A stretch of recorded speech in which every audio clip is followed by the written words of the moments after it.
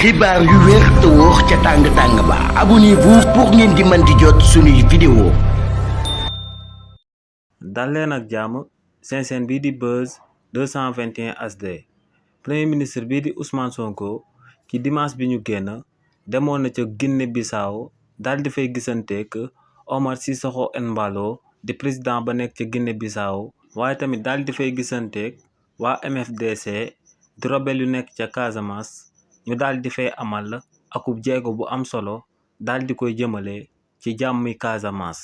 si li ni mel premier ministre bii di Ousmane Sonko daal di nay signé waa MFDC bii di mouvement des forces démocratiques de la Casamance benn accord bi nga xam ne day gën a ñoŋal jàmm gu daal di nekk ca Casamance. ba tey si li ni mel premier ministre bii di Ousmane Sonko daal di nay fàttali Sénégalais yi tamit que ne waa MFDC. en 2022 ñoom moog régime président Macky Sall signé woon nañ benn accord bi nga xam ne day gën a daal di ñoŋal jàmm ju daal di nekk ca Casamance.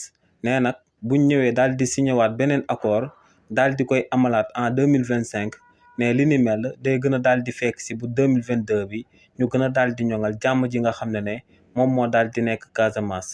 waaye tamit premier ministre bii di Ousmane Sonko daal di nay xamal Sénégalais yi tamit que ne.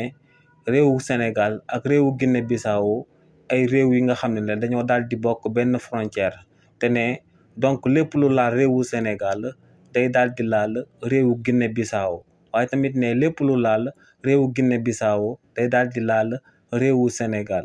nee nag jàmmi Casamance moom mooy jàmmi Guinée Bissau ndax ne Casamance dafa daal di jege lool Guinée Bissau waaye tamit ne jàmmi Guinée Bissau moom mooy jàmmi Sénégal te ne.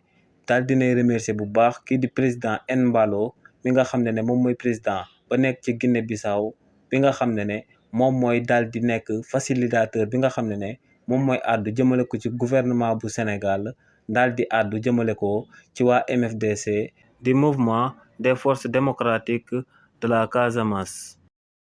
xibaar yu wér te wóor ca tàng-tàng ba abonnez-vous pour ngeen di mën di jot suñuy vidéo.